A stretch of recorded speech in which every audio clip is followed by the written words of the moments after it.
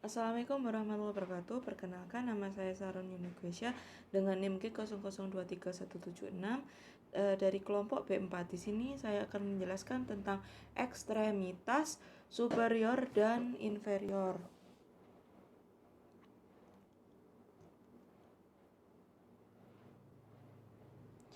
Bang Dodo, kenapa sih itu? Nah, dia terkena anterior cruciate ligament, di mana biasanya hal ini terjadi pada pemain sepak bola, kemudian pemain basket dan penari atau yang biasanya melakukan dance, karena bertumpu pada articulatio genu. Nah, di sini terdapat articulatio genu, yaitu ada 3. Articulatio femoropatellaris. Di sini dia berada di dekat patella. Kemudian articulatio meniscofemoralis itu berada di lateral femoris, kemudian di lateral tibiae, di antara maksudnya. Kemudian articulatio meniscotibial berada di condylus media femoralis dan condylus media tibiae. Nah, osa penyusunnya ada di femur, tibia, dan patella. Kemudian ligamen-ligamen yang berada di sini ada 5, yaitu ligamen anterior cruciate atau ACL berada di posterior berwarna biru yang berada pada gambar ini. Yang sebelah kanan ini ada anterior cruciate ligament. Nah, itu yang berwarna biru. Kemudian posterior cruciate ligament berada di posterior juga berwarna kuning. Nah, untuk hal itu juga bisa disebut dengan PCL. Kemudian kita lanjut ke ligamen medial cruciate atau bisa disebut dengan MCL. Kita bisa lihat dia berwarna merah, berada di antara patella dan ligamen lateral. Kemudian dia ada lagi kita sebut dengan ligamen lateral cruciate atau disebut dengan LCL. Kita bisa melihat pada gambar kanan ini berwarna hijau. Kemudian kita lanjut. Nah, ada otot dan tendo. Otot-otot yang berperan yaitu ada 2, ada otot ekstensor dan otot fleksor. Nah, otot ekstensor ini ada quadriceps femoris dan tensor fascia latae. Nah, untuk fleksi biasa menggunakan biceps femoris. Ada semitendinosus dan gracilis semimembranosus. Nah, bisa kita lihat berada pada kiri ini. Maaf. Nah, yang sebelah ini ya. Nah, dia itu 3 otot atau muskulus ini bisa kita namai dengan musculus quadriceps femoris. Kemudian ada juga jika terjadi ekstensi itu musculus quadriceps femoralis.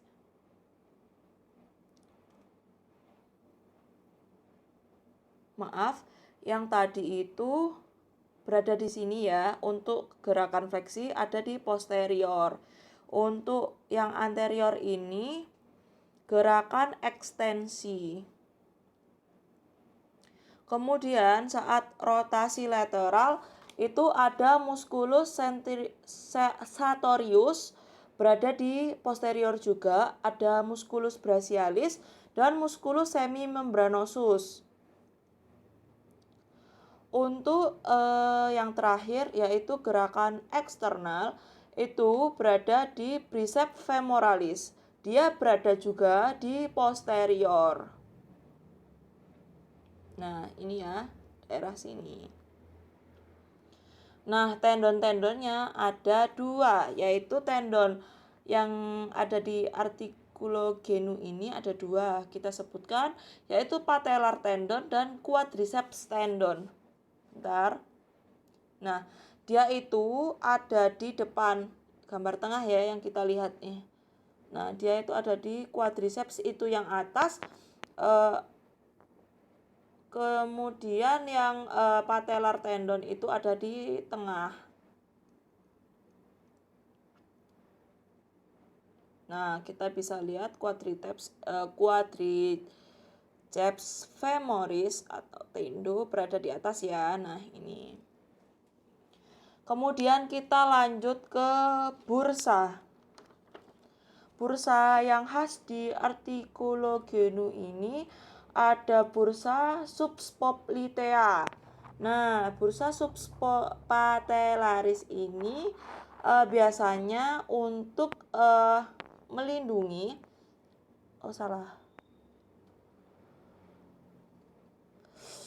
bursa subspoplitea ini ada di atas. Kemudian untuk bursa subtanea ini dia itu melindungi dari gesekan antara tulang dan muskulus. Nah, dia berada di tengah. Kemudian ada bursa intrapatellaris, itu dia ada di bawah. Kemudian ada Pons aserin, dia itu ditempeli musculus gracialis sartorius dan semitendinosius. Nah, dia itu tidak terlihat di sini. Maaf ya, saya terbata-bata. Kemudian saya akan membahas arteri dan vena. Nah,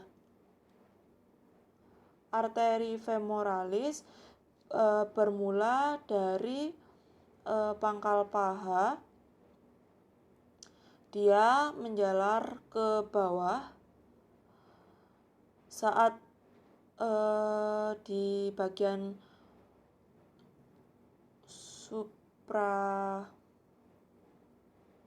superior. Di bagian superior itu arteri ini bisa disebut dengan arteri profunda femoris. Kemudian dia ke arah bawah hingga di tengah ini arteri descendens genus. Kemudian dia berada di superior latissimus genus yang akhirnya bernama arteri superior lateral genus. Kemudian di bawahnya dia juga melewati inferior lateral yang akhirnya bernama arteri inferior lateral genus. Dia jika ke bawah lagi menjadi arteri tibial anterior. Nah, di sebelah kanan kita bisa lihat untuk bagian posterior, dia itu dari atas ke bawah bernama arteri poplitea. Nah, dia akan jika sudah melewati bawah, dia akan menjadi arteri tibial posterior.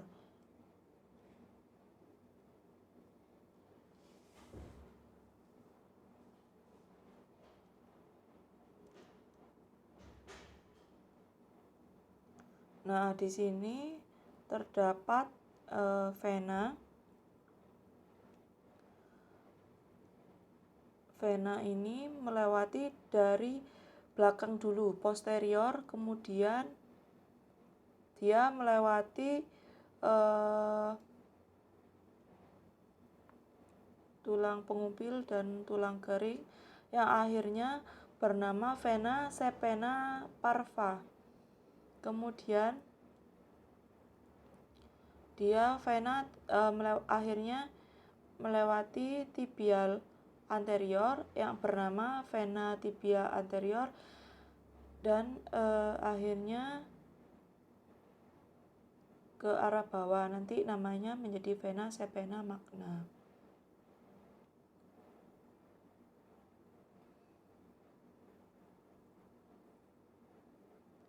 Nah, di sini dari pangkal paha dia dikatakan vena epigastrica superficialis. Kemudian dia turun melewati circumflexa femoris medial, kemudian dia melewati saphenna accessoria. Akhirnya dia dinamakan vena femoralis.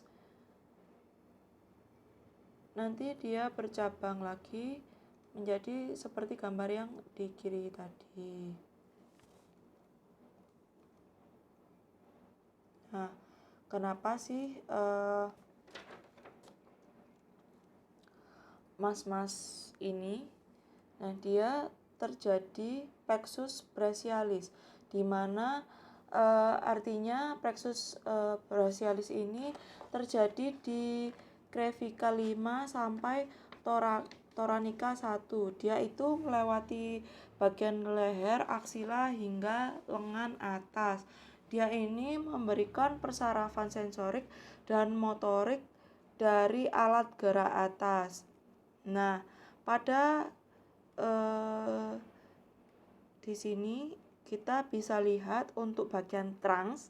Nah, bagian trans yang dilewati oleh C5 dan C6 ini bagian superior. Nah, kemudian yang ada dilewati oleh C7 pada bagian trans ini kita bisa memanggilnya dengan bagian medial. Kemudian bagian bawah yang dilewati oleh C8 dan torak 1 ini kita bisa menyebutkan dia bernama inferior. Nah, ketika C5 dan C6 ini dia ini lurus menjadi bagian lateral cord, di mana dia nanti berinversi menjadi median nerve. Kemudian saat C8 dan thoranica 1 dia akan berinversi menjadi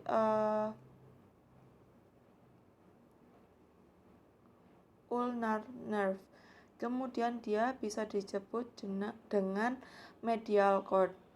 Tapi di C8 tadi kita lihat dia itu juga melewati bagian dua bagian, yaitu posterior dan anterior. Kalau anterior ini berwarna kuning, kalau posterior ini berwarna coklat. Di sini C8 ini saat melewati bagian cords, dia akan melalui percabangan, yaitu 3 percabangan. Di sini kita bisa melihat percabangan medial cutaneous nerve of the forearm, kemudian ada percabangan medial cutaneous nerve of the arm.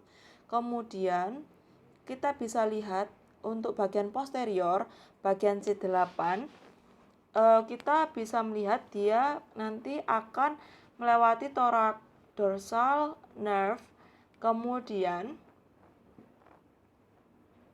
untuk C8 sendiri nanti dia berinversi pada upper scapula nerve. Kemudian di sini di akhir cords yang sini di ujung posterior cord itu ada radial nerve dan axillary nerve. Kemudian dia itu tidak harus percabangan ada di cords, dia udah bisa percabangan itu di bagian roots. Bisa kita lihat untuk C8, untuk C7 bisa kita lihat itu dia udah mengalami percabangan, bisa disebut dengan long thorax nerve. Kemudian untuk bagian C5, bagian posterior itu dinamakan dorsal scapular nerve itu berada di bagian roots. Kemudian saat agak ke bawah bisa kita lihat saat dia mengalami percabangan di trunks itu bisa kita sebut nerve to subclavia. Untuk bagian divisions kita bisa menyebut dengan suprascapular nerve. Kemudian kita agak ke bawah lagi pada lateral cord. Kita melihat di situ ada musculocutaneous nerve. Kita next. Untuk regiodorsum terdiri dari musculus trapezius, rhomboid minor, mayor, kemudian deltoid berada di lengan atas atau superior. Kemudian di sini ada latissimus dorsi. Untuk musculus rotor cuff ini di sebelah dorsal ada suprasinatus, kemudian ada infapinatus, teres minor dan teres mayor. Kemudian saat di leher itu ada levator scapulae. Nah, di sini saya akan menjelaskan tentang wing scapula. Apa sih wing scapula itu? Di mana posisi scapula seperti tertarik ke belakang karena cedera pada nervus thoracalis longus. Nah, dia itu seperti timbul berwarna merah inflamasi ini. Nah, kalau normal dia tidak akan mengalami timbul atau keluar bagian belakang posterior ini. Sekian dari saya. Maaf jika banyak terjadi kekurangan. Saya juga tidak bisa menunjukkan karena keterbatasan pada HP saya, dikarenakan saya juga laptopnya rusak. Terima kasih. Wassalamualaikum warahmatullahi wabarakatuh.